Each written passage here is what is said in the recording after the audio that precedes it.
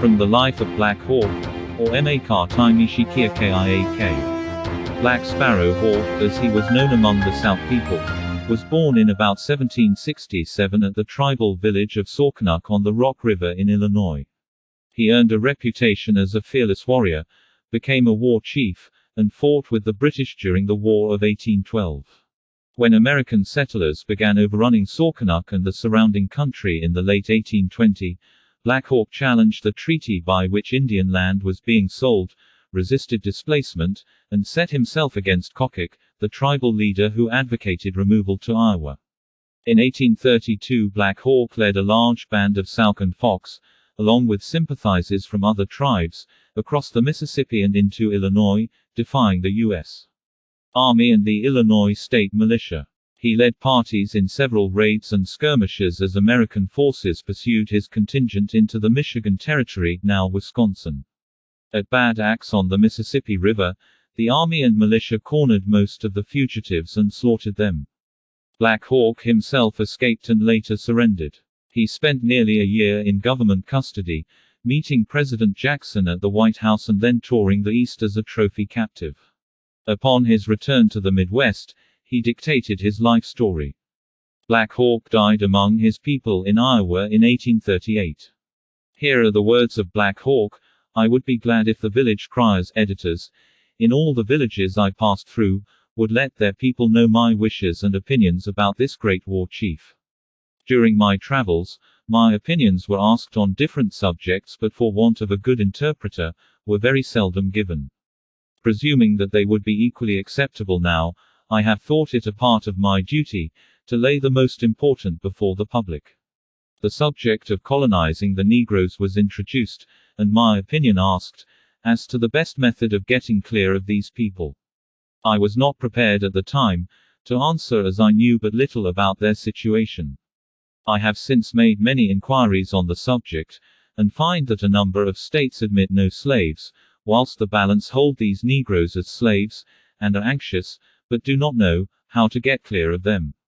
I will now give my plan, which, when understood, I hope will be adopted. Let the free states remove all the male Negroes within their limits, to the slave states then let our great father buy all the female Negroes in the slave states, between the ages of 12 and 20, and sell them to the people of the free states, for a term of years say, those under 15 until they are 21 and those of, and over 15, for 5 years and continue to buy all the females in the slave states, as soon as they arrive at the age of 12, and take them to the free states, and dispose of them in the same way as the first, and it will not be long before the country is clear of the black skins, about which, I am told, they have been talking, for a long time, and for which they have expended a large amount of money. I have no doubt but our great father would willingly do his part in accomplishing this object for his children, as he could not lose much by it, and would make them all happy. If the free states did not want them all for servants, we would take the balance in our nation, to help our women make corn. I have not time now, nor is it necessary, to enter more into detail about my travels through the United States. The white people know all about them, and my people have started to their hunting grounds, and I am anxious to follow them. I am now done. A few more moons, and I must follow my fathers to the shades. May the Great Spirit keep our people and the whites always at peace is the sincere wish of Black Hawk. Patrick Minges. From the book, Black Indian Slave Narratives. De nigger stealers done stole me and my mammy outen de Choctaw Nation, up in de Indian Territory, when I was 'bout 3 years old. Rudder necks, sis Hannah, and my mammy, and her 2 stepchillun was down on de river washin'. De nigger stealers drive up in a big carriage, and mammy ju thought nothin', 'cause the ford was near der, and people goin' on de road stop to water de horses and res a while in de shade. By and by, a man coaxes de 2 bigs chillun to de carriage, and give dem some kinda candy. Other chillun sees dis and goes, too. 2 other men was walkin' round smockin' and gettin' closer to mammy all de time. When he kin, de man in de carriage get de 2 big step chillun in with him, and me and sis clum in, too, to see how come. Den de man holler, "Git de ol' one, and let's git from here." With dat de 2 big men grab mammy, and she fought, and screeched, and bit, and cry, but they hit her on the head with something, and drug her in, and threwed her on the floor. The big chillins begin to fight. From the Black Indian slave narratives.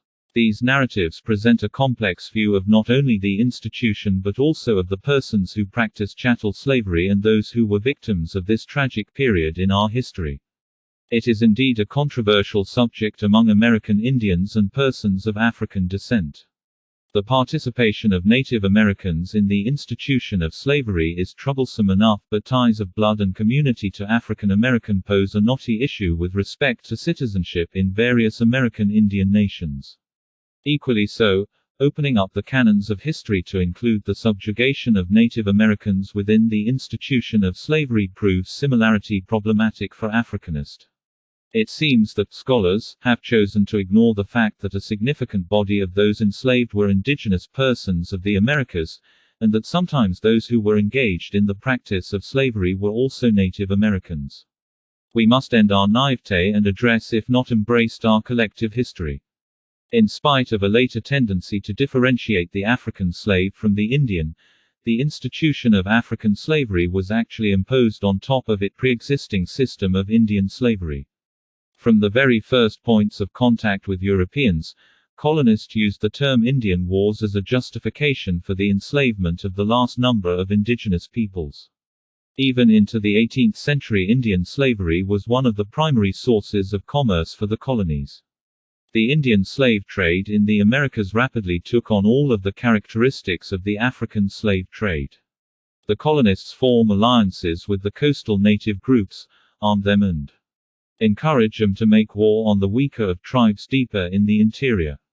Native Americans were seized and carried back to the ports along the east coast, where they were loaded on ships for the Middle Passage to the West Indies or to colonies farther north.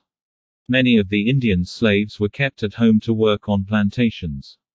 By 1708, the number of Indian slaves in the Carolinas was nearly half that of the African slaves. Page 23. Slavery in the Cherokee Nation, the Keetoowah Society.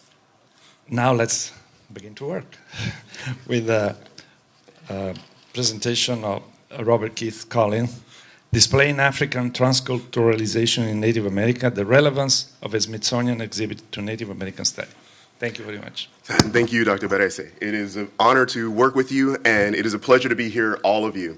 I'm going to experiment on every single one of you in here, especially since this is a symposium. I'm going to present you a new paper that I'm actually attempting to publish. So any feedback that you can give would be welcome. Take the good, as my old undergrad advisor would say, stick it in your pocket, and take the bad, and find the nearest trash receptacle. Quote, "Of the thousands of volumes that have been written about the historical and social relations existing between Europeans and the native peoples of the Americas, and between Europeans and Africans, as well as the relations between Native Americans and Africans, one of the things we must remember is that the latter has been sadly neglected. The entire Afro-Native American cultural exchange and contact experience is a fascinating and significant subject, but one largely obscured by a focus on European activity and European colonialism. Africans and Americans must now be studied together, without their relations always having to be obscured by the separations established through the work of scholars, focusing essentially on some aspect of European expansion and colonialism," end quote. When Jack Forbes wrote Africans and Native Americans, the Language of Race and the Evolution of Red-Black Peoples, he challenged conventional paradigms explaining African and Native American cultural exchanges as direct precipitates of European colonization. Using a person-centered ethnographic approach, this research presented here expands on Forbes' assertions by examining Native American impact on African cultural change in the Americas. Data collected during the creation of the Smithsonian exhibit, IndiVisble, African Native American Lives in the Americas, reveals the acquired social roles that lent to variation in African transculturalization and Native Americans, as well as the relevance of this phenomenon to Native American studies. In the aforementioned quote, Dr. Forbes challenges scholars, particularly in American Indian studies, to expand on conventional analytical frameworks that explain African and Native American interactions as direct precipitates of European colonialism and expansionism by beginning to deal with the realities of what can be learned about these interactions when they're taken as the central focus of analysis. On November 10, 2009, the person-centered curatorial team attempted to answer part of this challenge. My contribution as a team member and co-curator was a person-centered ethnographic approach that explored the African and Native American cultural exchanges that occurred as a direct result of the impact that indigenous peoples had on Africans within the Americas, within their communities, and encourages you all to think of this as a topic of further exploration. This approach enabled an experience near, or as close to first person as possible, illustration of what A. Irving Hollowell referred to as transculturalization. That is the possible third side to the process of colonization, particularly what happened to Africans in North, Central, and South America as a result of contact with indigenous peoples of the Americas. Because I got lost and was a little late, I'm not going to go through everything, but we're going to focus essentially on all of that. This topic may seem controversial, however, as Russell Thornton reminds us, quote, problems of definition and enumeration arise because of intermarriage between indigenous and immigrant populations, such as a loss of tribalism, language, and the formation of new ethnic or even racially defined groups, end quote. In a similar vein, Raymond Damali reminds us that the basic unit of Native American society is by virtue the individual and family. If both scholars are correct, then the emphasis placed on how individuals' subjective lived experiences shape and are shaped by cultural contexts in this person-centered approach may shed light on the aspects of African and Native American lives that lend to the expansion of our understanding and new unexplored dimensions of Native American cultural change and population survival. To revitalize academic interest in this focal point of analysis, the data from the exhibit presented in this paper reveals that African transculturalization within indigenous communities occurred not merely through a culturally based receptivity to assimilating foreign individuals, but also through their acquisition of social roles within these indigenous societies. Understanding indigenous American cultural changes as a precipitate of colonization is only the beginning. There remains the challenge of mapping the dynamics of these changes, the active roles indigenous Americans played in these processes, and the cultural diffusion to non-indigenous Americans that occurred. Focusing on why African Native Americans say what they say, do what they do, and embody cultures to themselves that their skin color seldom indexes, suggests over time a profound impact on Africans in the Americas by indigenous cultures and sovereign nations that produce the shared identities, lifeways, and languages that are going to be discussed. But what is transculturalization? When A. Irving Hollowell coined the term transculturalization in 1963, his goal was to question conventional conceptions of Native American assimilation in the United States. The problems that he found with such formulations discussed as acculturation, quote unquote, in the United States and culture contact in Britain were that they lent the illusion that changes in kinship, language, lifeways, and religion were direct, if not exclusive, precipitates of European encroachment. The pioneering work behind Cuban scholar Fernando Ortiz's 1947 study, Cuban Counterpoint, sought to expand American and British discussions to include the agency exerted by colonized populations as they navigated assimilation through the coining of the term transculturation. For Hollowell, however, this notion that assimilated populations navigated the demands of their new society was evident. For example, in his observations of the devout Roman Catholic lives of St. Francis of Beneke in the 1920s, he found that this point was quite evident in the lifeways of the people. Located across from a French-Canadian village, their skillful adaptation to the demands of early traders and their assimilation or Indianization of French Canadians within their communities not only shed light on the significance of Ortiz's notion a decade before acculturation studies became academically viable. However, whether or not assimilated populations received the cultural messages of their new society and changed group affiliations uniformly remained open questions for Hollowell. To account for the identification practices of individuals who had broken or modified their affiliation with a group while undergoing assimilation, he coined the term transculturalization, which by circumstances individuals are temporarily or permanently detached from one group, enter the web of social relations that constitute another, and come under the influence of these ideas and values to a greater or lesser degree.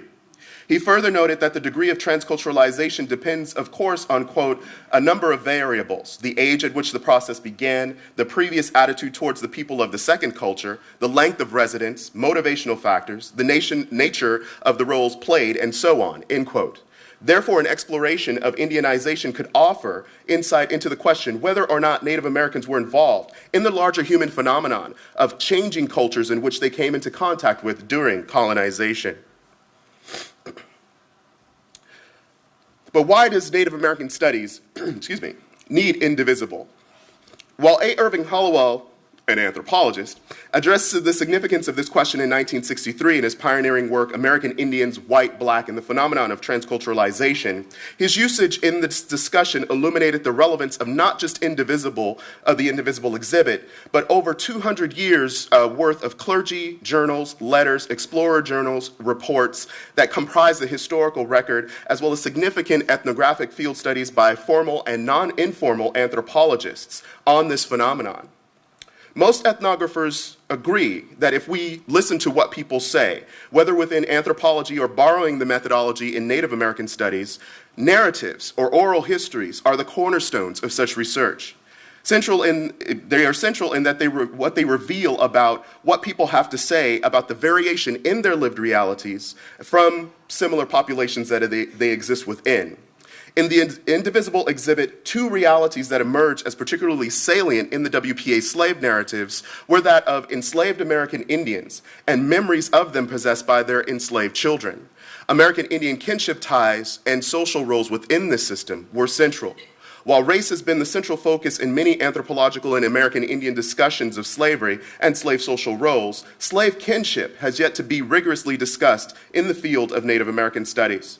The following are two examples. And for those of you who've never heard this presentation before, when we were doing the research for the exhibit, you seldom find pictures associated with narratives. This is one. But I want you to look at this individual and listen to this story.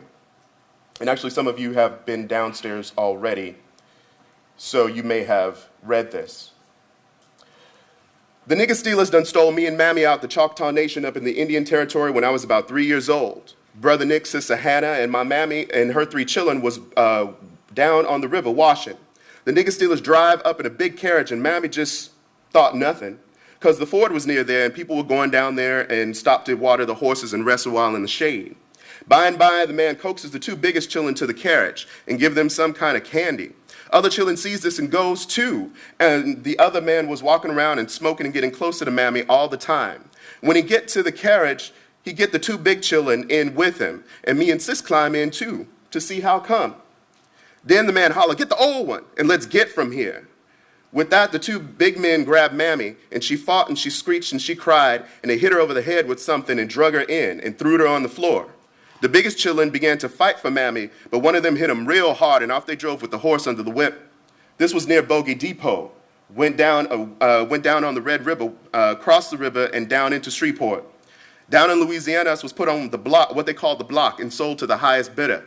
My mammy and her 3 children brung $3,000 flat. The stepchildren was sold to somebody else, but us was bought by Moss Riley Surratt, who get to be Judge Marshall Surratt, or get to be judge here in Waco. Moss Riley Surratt has a big plantation, don't know how many acres, but there was a factory, a gin, a big house, and lots of nigger quarters. The house was right there on the Texas-Louisiana line. Mommy cooked for them. When Moss Riley bought her, she couldn't speak nothing but the Choctaw words. I was a baby when us left the Choctaw country. My sister looked like a full-blood Choctaw Indian, and she could pass for a real Indian. Mammy's folks was all Choctaw Indians. Her sister was Polly Hogan and Sookie Hogan, and she had a brother, Helen Tubby. They was all known in the territory in the old days. Well, near as Moss Riley's books come to it anyway. I must have been born in 1859 up in the territory. But we never go nowhere. Mammy was always afeared of being stole again, end quotes. What did you hear? What can we learn from what people say? I thought I would upset the apple cart today, and that's also part of the reason why I was late. I want you to listen to something, which was an anomaly found in the WPA slave narratives. Is she black, is she Indian, or is she white? Quote, and this was told to WPA field worker Miss Ada Davis in Waco in 1937. My mammy was a white woman. Her daddy and mammy and mummy were poor folks, and they took sick and died and left a little baby. Old man Snell back in Missouri took her and put her on the yard with the other children, and she was given to the charge of a black slave and was raised as a Snell slave. When she was about 14, Mars Snell, he married her to a full-blooded Indian that he had on his place named Ephraim Snell. And he was Mars Snell's slave, same as the Negroes. But I never know how or why. Now that's the tale my mommy, that my mammy told that old man Snell tale. But my black grandmother, what raised my mammy, she said that my mammy belonged to a niece of old man Snell, and that she was not married right like the white folk always did. And that old man Snell took mammy and raised her up that way and sent her up north to hide the disgrace. Anyway, my mammy was sure enough a white woman, and my daddy was a full-blooded Indian daddy. And there were sisters, Sally, Dana, Emma, and Pearlie. We were all slaves. I was the next to the baby.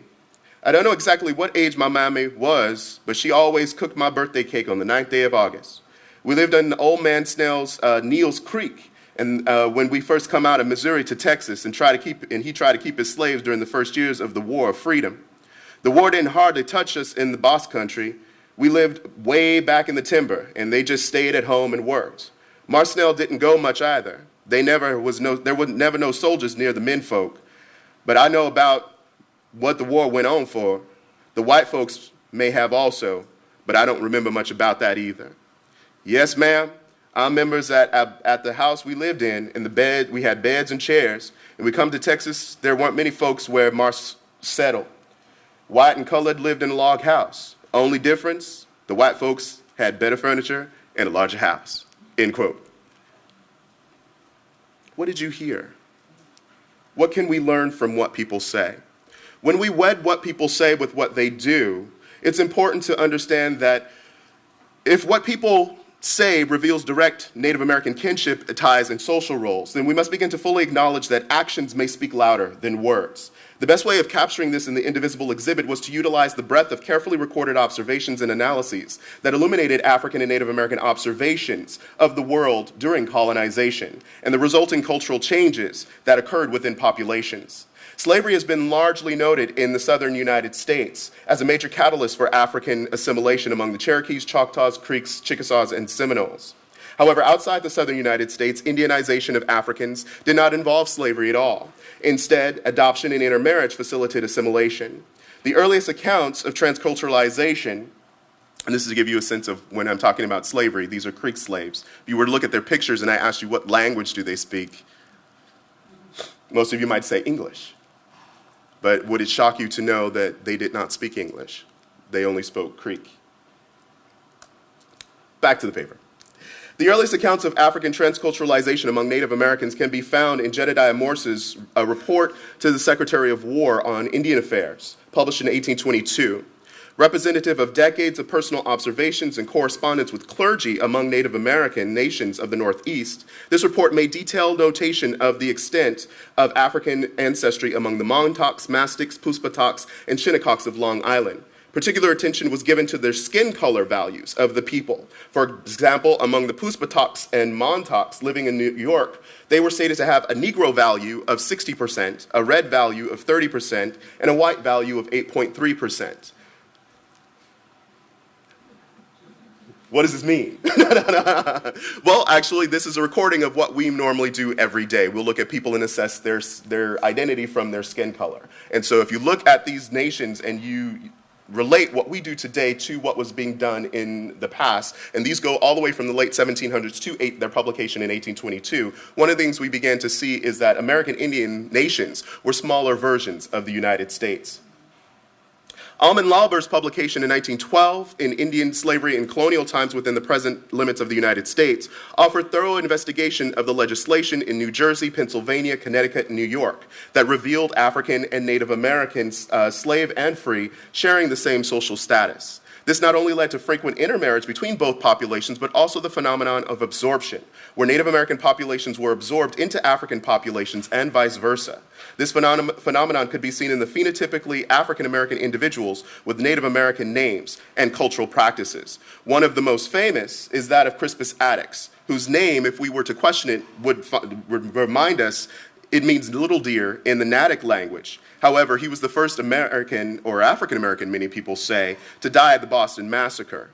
J.D. Price, however, made note of this phenomenon in his work, The Last Living Echoes of the Natick, and encouraged us, and this was published in 1907, and he encouraged us to rethink what we know about this first person to die. Was he the first African American to die, or was he the first Native American to die? Something to think about. I'm going to move forward for the sake of time and get into the Western Hemisphere. Interactions between Africans and indigenous societies in South America in particularly were reported to have occurred with equal frequency as that mentioned before. According to Foster's observation and research, the Sambos, or mixed people of Indian and Negro admixture, formed large parts of the entire populations of Ecuador as well as Lima in Peru. In Peru, particularly, the Sambos that were of Quechua ancestry were estimated at one point to be 40% of the entire population. However, it was in Ecuador where African and indigenous Americans were observed by explorers to have interacted to such a degree that Sambos formed a considerable part of the population. In Brazil, the interaction blended kinship ties in African and Native American ancestries to the point that an entirely new individual was formed, that of the Cafuso. So despite this wealth of information represented in the ethnographic record and historical records, and in the inter-American contributions of people like Lawrence Foster, who was one of the first to give us these data, the question of the Indianness of individuals, particularly classified as Negro in South America, still remains a contentious point. The works of South American historians like Magnus Mörner, Henry Tannenbaum, and sociologist Gilberto Freire offer necessary insight into why. For example, creating what was referred to as a historical milestone in academic investigation and of the American slave system, Frank Tannenbaum's 1946 publication, Slave and Citizen, revealed that African and indigenous interactions in Brazil and throughout much of South America occurred both under common enslavement by Europeans, but also under the master-slave relationship within indigenous nations, as slavery was both profitable for Portuguese and Europeans as it was to various indigenous nations.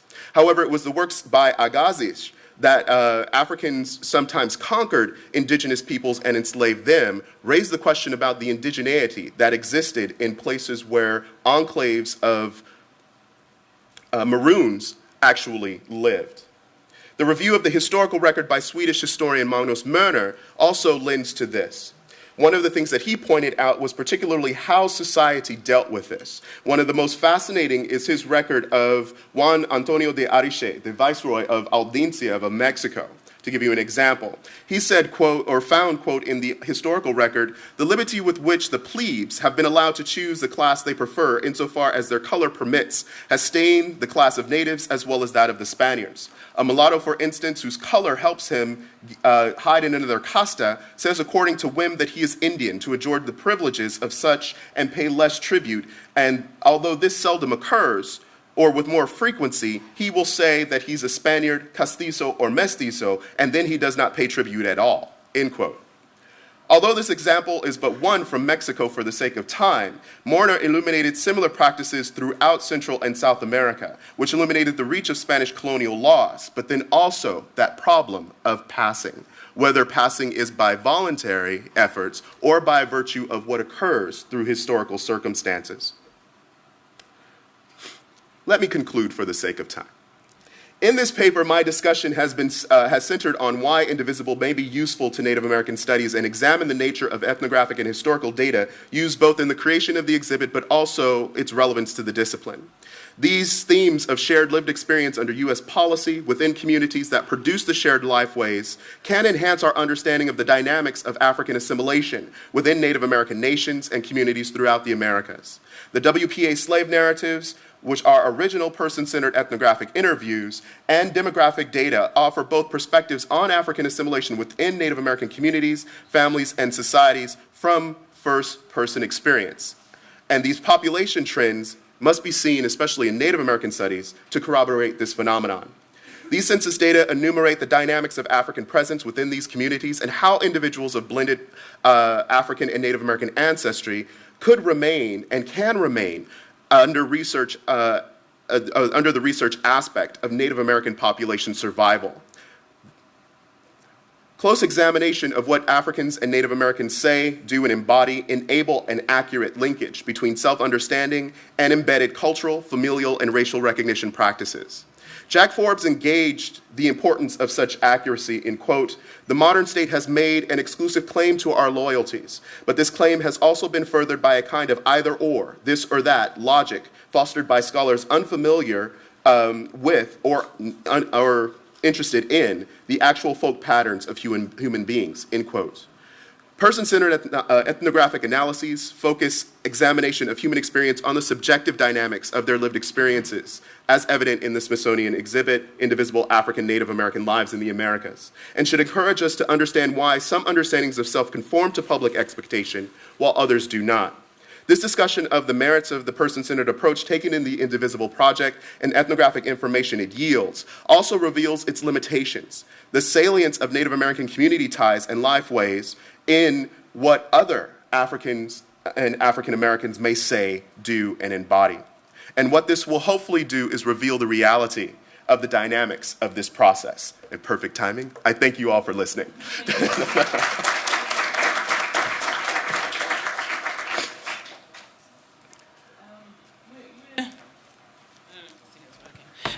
We're going to take questions after the three other panelists talking. So if you have questions, please write them down. I wanted to tell you that so that you don't forget to ask them. I too would like to ask lots of questions, but I'll try to control myself because we're out of time. I guess one question that comes to mind that links a few of the panels, and maybe speaks to Rob's most directly. I get the project of trying to unpack these linkages between Native Americans and Black people because those genealogies have been, forgotten, covered up, erased. And so from a kind of historical social science perspective, I get it, okay, we're trying to get at the truth, right? Maybe a real naive way of thinking of social sciences. But I'd like to hear, I have my own take, and I won't share it. We can share it over drinks or something at your bar, right?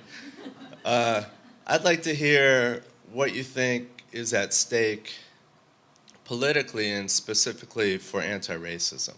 Why is it important moving forward to unpack these linkages, to make them more visible? So I'll just leave it at that. Okay, well, I really appreciate that question because part of that was in my conclusion that I left out.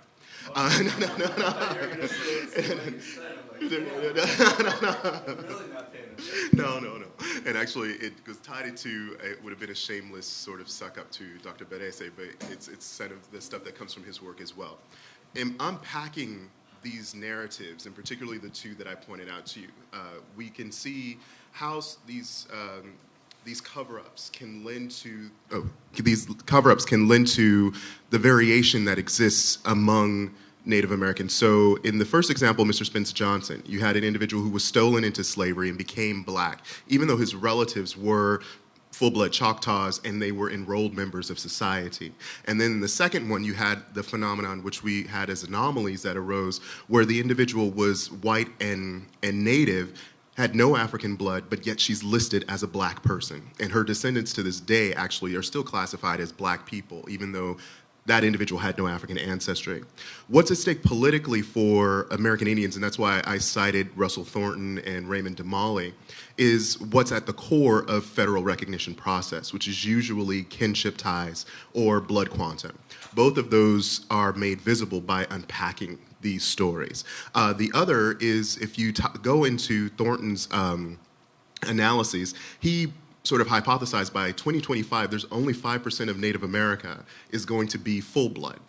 Because 60% of Native America is married to non-natives. This means that there's going to be a need for a fundamental redefinition of urban Indians as far as how they answer the question, who is Indian and who is not. This also will be a challenge for Native nations in redefinition as far as who they will include and who they will exclude.